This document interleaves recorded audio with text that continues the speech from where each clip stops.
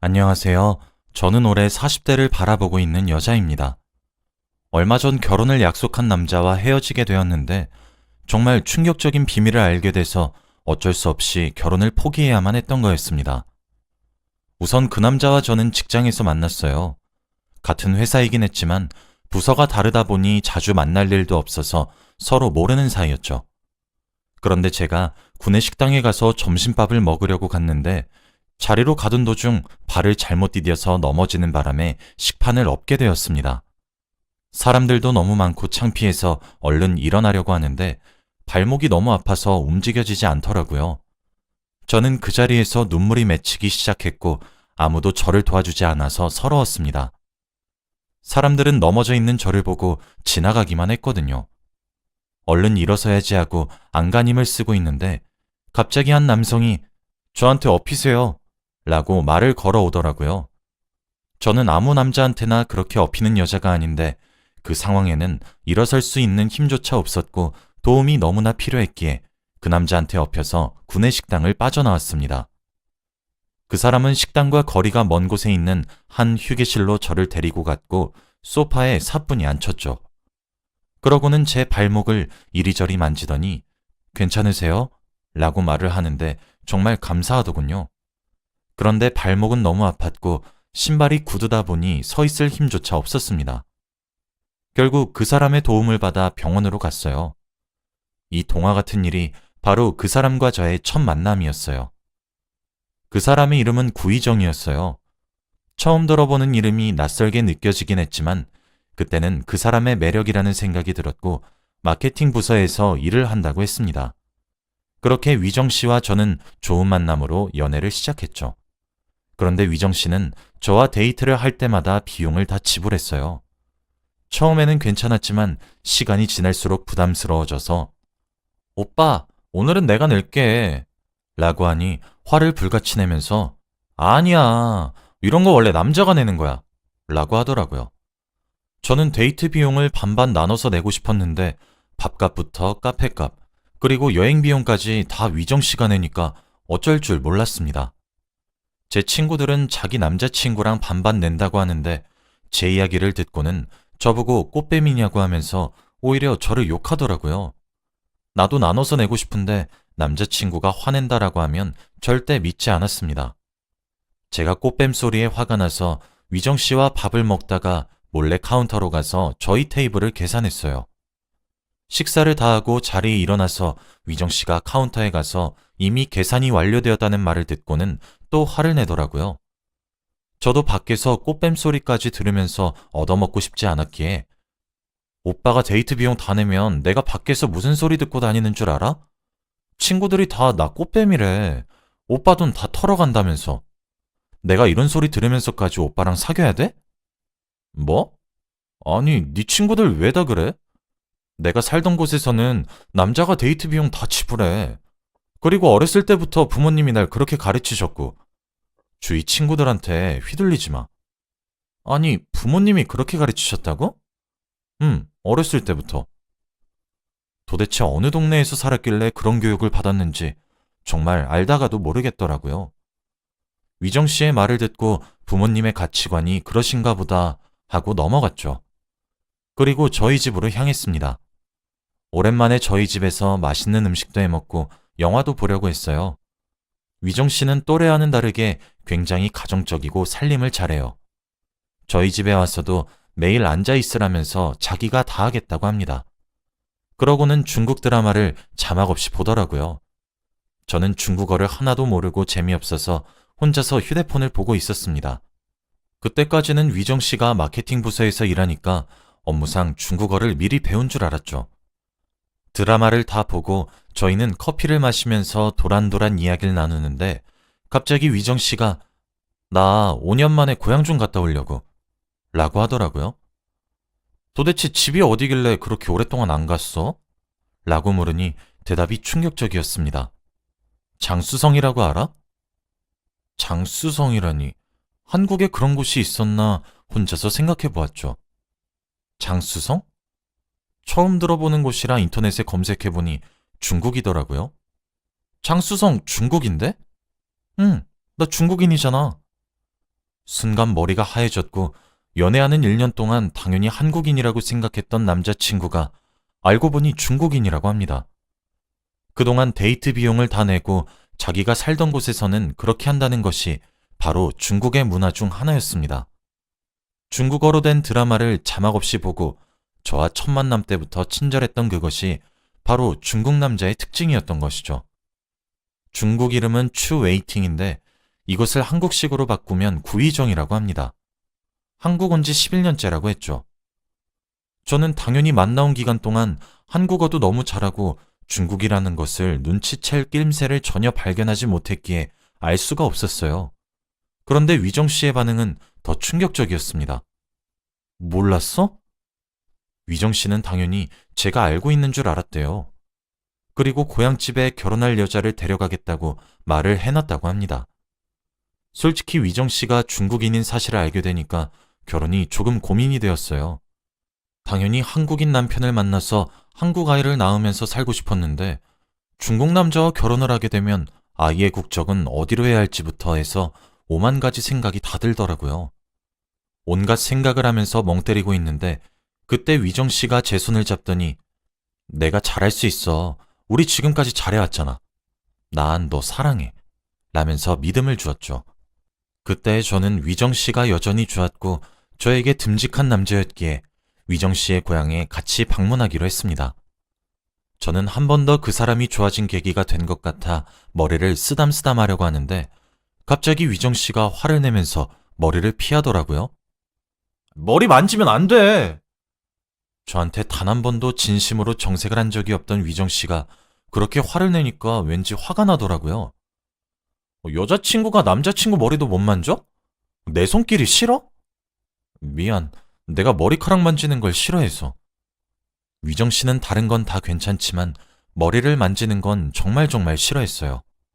어느 정도였냐면 머리를 만질 거면 차라리 때려 라고 할 정도였거든요.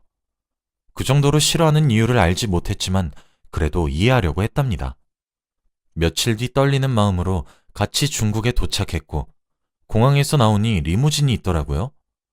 혼자 속으로 와 멋있다 하고 있는데 위정 씨가 제 손을 잡더니 그 리무진으로 끌고 갔습니다. 그리고는 문을 열어주었고 타! 라고 하더라고요. 저는 중국의 방문을 환영해준다고 이렇게 이벤트로 준비했나 보다 싶어서 리무진을 타고 위정 씨의 집으로 갔어요. 리무진이 멈추고 차에서 내렸는데 저는 입이 떡 벌어지고 말았습니다. 집이 무슨 성 같았거든요. 역시 대륙이라서 그런지 한국의 부자와는 차원이 달랐고 마당이 무슨 놀이공원 크기였죠. 집도 한두 채만 있는 것이 아니었습니다. 건물 곳곳에는 금장식이 널브러져 있었고 일하는 직원들도 아주 많았죠. 처음에는 호텔인 줄 알았지만 알고 보니 위정 씨의 집이었습니다. 위정 씨는 중국에서 유명한 부자였던 것이죠. 직원이 이끄는 곳으로 가서 위정 씨의 부모님을 뵀는데 두 분 다 젊으시고 예쁘고 잘생기셨더라고요. 그리고 제가 한국말밖에 할 줄 모르니 통역사도 배치해 주셨습니다. 같이 식사를 하고 중국 문화를 조금씩 배워가면서 거기서 며칠을 묵었네요. 수저와 접시가 다 순금이었고 집도 너무 컸습니다. 그러면서 어머니께서 우리 아들이랑 결혼할 건가요? 라고 물어보더라고요. 네, 하고 싶습니다. 라고 하니 우리 집이랑 너무 잘 어울려요. 우리 가족이 된 걸 환영합니다. 라고 하셨죠. 위정 씨는 중국에서 결혼은 가족과 가족이 만나서 정말 하나의 가족이 되는 것이라고 했는데 그때 금들을 보니까 저도 모르게 욕심이 생겼는지 이 집의 구성원이 되고 싶더라고요. 직원들이 다 있으니 시댁살이도 없을 거고 평생 돈 걱정 없이 살 수 있을 것 같아 얼른 결혼을 하고 싶었죠. 다행히도 위정 씨 부모님도 저를 마음에 들어 하시는 눈치라 결혼 이야기도 자주 오고 갔어요. 제가 며칠을 묵으면서 중국어도 열심히 배워서 짧은 말이라도 하니 되게 좋아하시더군요. 귀엽다, 사랑스럽다, 많은 애정 표현을 해주니까 한국에 가기 싫을 정도였죠. 처음에는 위정 씨가 중국인인 사실을 알았을 때에는 외국인에 대한 거부감도 들었고 결혼을 다시 생각해 보려고 했지만 위정 씨 부모님을 만나니 그 생각이 싹 사라졌습니다. 문화가 다르고 말이 전혀 통하지 않지만 이해해 주시는 분들이었거든요. 그리고 저희는 결혼을 최대한 빨리 하기로 결정해서 3달 뒤 바로 식을 올리기로 했어요. 저는 어렸을 적 부모님이 일찍 돌아가셔서 부모님도 안 계셨고 친척들도 없었기에 혼자서 일을 진행해도 괜찮았습니다. 그렇게 결혼 날짜를 다 잡고 위정 씨와 평생을 함께할 준비를 했죠. 그렇게 며칠 뒤 위정 씨와 저는 회사 일정 때문에 다시 한국으로 가야 했고 아쉬운 이별을 뒤로 한 채 귀국했습니다. 그리고 위정 씨는 차를 끌고 저희 집으로 데려다 주었죠. 그때 갑자기 저는 위정 씨가 부자인데 왜 저희 회사에서 일을 하는지 궁금하더라고요. 위정 씨는 취미로 하는 거지. 재밌잖아. 라고 하면서 자신이 하는 일이 단순히 취미로 한다고 했어요. 마케팅 부서다 보니 사람들을 많이 만나는데 그 과정이 자기는 즐겁다고 했습니다. 이 사람과 결혼 약속하길 정말 잘했다라는 생각이 들었고 그때 위정 씨의 차는 저희 집에 도착했죠. 이대로 집으로 들어가긴 아쉬워서 차에서 이야기를 더 하고 들어가려고 했습니다. 오빠, 근데 나 아직도 오빠가 중국인인 게 안 믿긴다? 나도 한국에서 11년 살다 보니까 중국이 어색하더라. 그런데 혹시 말이야, 중국인인 거 말고 또 숨기는 건 없어? 내가 나중에 알게 되면 또 식겁할지도 모르잖아. 안 그래도 진지하게 고백할 게 있었어. 응? 뭔데? 나 사실 가발 쓰고 다녀. 그래? 그때까지 저는 부분 가발처럼 특정 부위만 붙여서 사용하는 가발인 줄 알았기에 별로 실감이 나지 않았습니다. 그러면 가발 한번 벗어줘봐. 위정 씨는 놀라지 말라고 했고 저는 조그만하게 있는 건 줄 알았는데 갑자기 예고도 없이 위정 씨는 자신의 머리 위에 얹어져 있던 가발을 훌러덩 벗으면서 해맑게 웃더라고요. 어때? 정말 이런 말 하면 안 되지만 민머리인 위정 씨를 보는데 타코야끼 같았습니다. 솔직히 위정 씨의 얼굴이 그렇게 잘생긴 편이 아니었는데 머리카락까지 없다 보니까 못생겨 보이고 정이 뚝 떨어지더라고요. 오빠, 장난이지? 나 놀리려고 일부러 민머리인 척 하는 거지? 무슨 소리야? 너 몰랐어? 아니, 정말로 오빠 대머리라고? 왜? 밀었어? 아니, 유전인데? 난 너가 이미 눈치챈 줄 알고. 괜찮아. 나 머리 심을 거야. 병원도 이미 알아놨어. 대머리인 거 왜 숨겼어? 어느 정도 알고 있지 않았어? 내가 자주 머리 빠진다고 했고, 내가 머리카락 만지는 거 싫어한다고 했잖아. 아니, 오빠 매일 가발을 쓰고 있는데 머리숱이 없는 걸 어떻게 알아?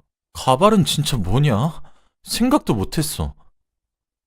난 네가 어느 정도 알고 입 닫고 이해해줄 줄 알았는데 이렇게까지 화를 내야 돼? 위정 씨는 오히려 적반하장으로 탈모인 자신을 이해 못해주냐고 했습니다. 위정 씨의 민머리를 보니까 미래가 깜깜해졌고 결혼은 정말로 하기 싫어지더라고요. 만약에 아이를 낳으면 탈모도 유전될 텐데 저희 아이가 탈모가 되는 것은 도저히 볼 수 없었습니다. 너무 당황스러웠던 나머지 위정 씨에게 시간을 좀 갖자고 한 뒤 집으로 뛰쳐 올라왔어요. 위정 씨가 중국인이었을 때에는 이 정도로 심각하진 않았는데 대머리인 위정 씨를 보니까 왜 이렇게 화가 나고 결혼이 하기 싫었는지, 아무리 집이 부자고 나에게 잘해주어도 대머리라서 심히 고민했습니다. 며칠 동안 연락을 하지 않으니 위정 씨가 대머리인 게 그렇게 큰 고민거리야? 이렇게 시간을 오래 가져야 돼? 너 나 사랑하지 않았구나. 나 돈 보고 만났지? 라고 하며 온갖 말들을 늘어놨고 결국 저는 대머리인 위정 씨까지 사랑할 자신이 없어서 헤어지기로 결심했습니다. 오빠, 난 거짓말하는 사람과 오래 못 만나. 오빠는 거짓말을 했기에 나와 1년을 만난 거라고 생각하겠지만 난 오빠가 거짓말을 해서 1년으로 끝이야. 라고 한 뒤 연락을 끊었어요. 연락을 끊으니까 중국에 계시는 위정 씨의 부모님까지 참견하시면서 저에게 선물들을 가득 보내며 다시 한 번만 더 생각해달라고 하더라고요. 처음에는 먹을 걸 보내시더니 점점 더 커져서 금반지, 금목걸이를 보내시더니 그러다가 차까지 보내셨습니다. 저는 전부 다 받지 않고 다시 다 돌려보냈죠. 그렇게 하니 나중에는 아예 금괴를 보내셨어요. 이럴수록 정이 더 떨어지는 거 있죠. 그리고 회사에 가면 위정 씨는 저를 졸졸 따라다니면서 나 머리 심을게. 어? 제발 한 번만 봐주라. 나 요즘 탈모약도 먹고 있어. 라고 하며 귀찮게 했습니다. 며칠 동안 그렇게 따라다니니 너무 힘들어서 저도 모르게 타코야끼 수준의 대머리에 심는 것도 한계가 있어. 라고 홧김에 말해버렸네요. 그 말에 충격을 받았는지 더 이상 따라다니지 않습니다. 제 인생에서 이 일이 아주 놀랍고 황당한 일이에요. 결혼을 생각하고 만났던 남자친구가 알고 보니 중국인이었고 더 놀라운 건 중국인의 유명한 부잣집 아들이었을 뿐더러 대머리라뇨. 다 좋지만 대머리는 감당하지 못할 것 같아요.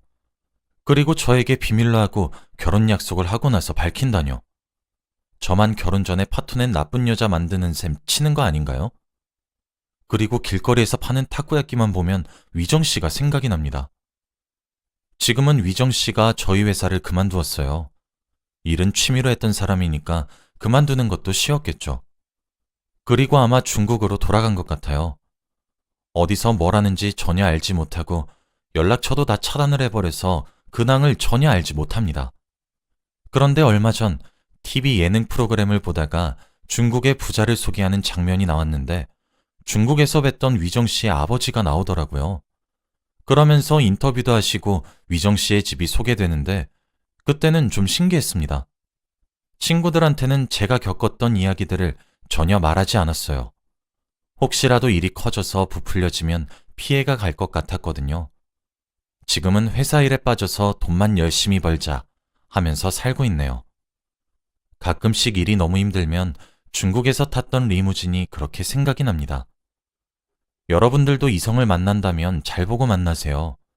나이가 이제 40이 다 되어가니까 결혼 생각도 슬금슬금 없어집니다. 제 이야기는 여기까지예요. 들어주셔서 감사합니다.